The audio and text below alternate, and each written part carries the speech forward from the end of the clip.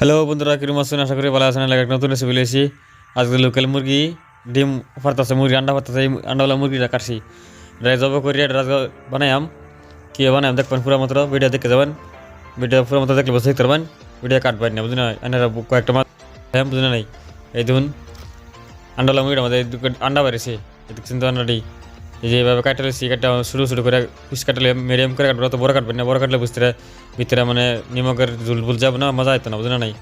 Medium piece করে কাটবেন। এই যে দেখুন রান্ডি, এই যে হিসেবে রান্ডি কাটলেছি আমি। রান্ডির থেকে আরও ছোটো ছোটো একটা একটা পিস ভাগ করলাম, বুঝুন। এই দেখুন সুন্দর করে বর্তমান এই দেখুন লইলাম। মাংসটি কাটা হতে থাক, আমি কয়টা যে এরকম একটা আদা লই নেবেন। আর এরকম সাইডের এই যে এরকম একটা সাইডটা পেঁয়াজ নেবেন। চারটা পেঁয়াজ, আমার 3টা পেঁয়াজ অলরেডি মাংসের মধ্যে কাটা দেওয়া হয়ে গেছে। আর এই বস্তু যেটি আছে এটা আদা বাটা করবাম, বুঝুন, এটা বাটবাম, বুঝুন। এই দিন অলরেডি আমার পেঁয়াজ রসুন দেওয়া দিচ্ছি, বুঝুন নাই।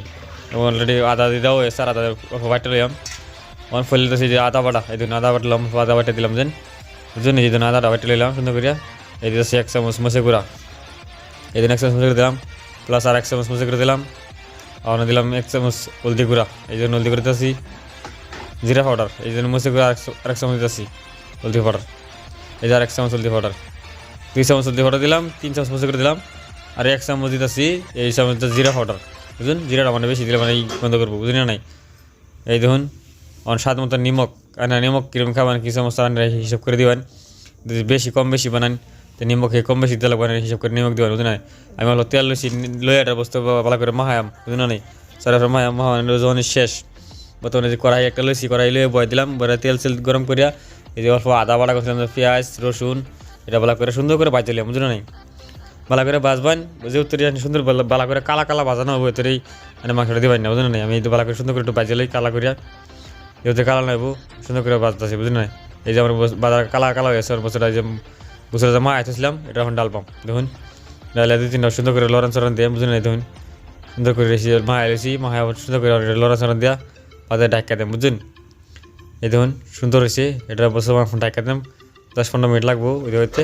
আর একটা রিকোয়েস্ট বানছি, ভিডিওটা যদি ভালো লাগে চ্যানেলটা সাবস্ক্রাইব করবেন, একটা লাইক করবেন। এই ধরুন বর্তমান হয়ে গেছে, আপনারা পারলে একটা আলু অ্যাড করে দেবেন। আমি একটা ছোটো মোটো একটা আলু অ্যাড করে দিচ্ছি, যদি আলু মনে না হলে তো দিবেন না। আর যদি আপনার দরকার পড়ে আলু একটা অ্যাড করতে পারেন, কিন্তু পেঁয়াজ নাই, আলু একটা অ্যাড করতে পারেন, বুঝলেন নাই।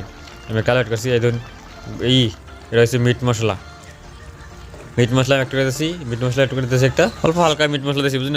বর্তমানে যে হয়ে গেছে, বর্তমানে আদা আমারও হয়ে গেছে, এটা ভালো সুন্দর করে কষায়, বুঝলেন না। কষানোর পরে আমি জল দিয়ে আমি ধরুন বর্তমানে যে কষানো হয়ে গেছে এটা জল দিচ্ছি। জুল্লা এনারা কোন আমি হুদা কষা খাই তো কষা খাইতে পারবেন।